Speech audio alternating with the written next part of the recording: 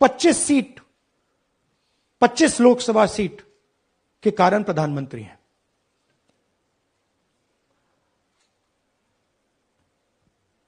हमें election commission यह data इसलिए नहीं दे रहा है क्योंकि अगर हमने जो यहां महादपुर में किया, अगर हम इसे बाकी लोकसभाओं में करा देंगे तो देश की डेमोक्रेसी की, लोकतंत्र की सच्चाई बाहर आ जाएगी। ये अब एविडेंस है, ये क्रिमिनल एविडेंस है और इलेक्शन कमीशन देश में पूरे एविडेंस को डिस्ट्रॉय करने की सोच रहा है।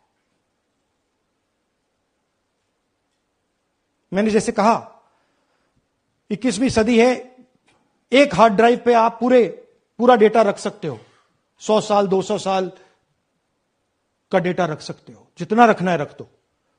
मगर इलेक्शन कमीशन 45 दिन में सीसीटीवी को खत्म करना चाह रहा है, वोटर लिस्ट नहीं दे रहा है।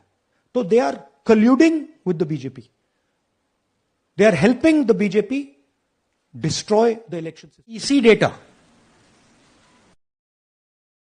Not our data, this is EC data. And EC कह रहा है कि हम फ्री एंड फेयर इलेक्शन करा रहे हैं और उनके डेटा में एक असेंबली में 1 लाख फेक वोटर्स हैं, फेक एड्रेसेस, डुप्लीकेट, फॉर्म 6, अलग अलग तरीके।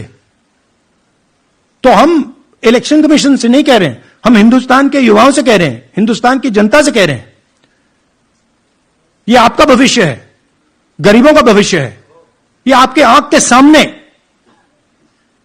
पूरा का पूरा सिस्टम चोरी किया जा रहा है।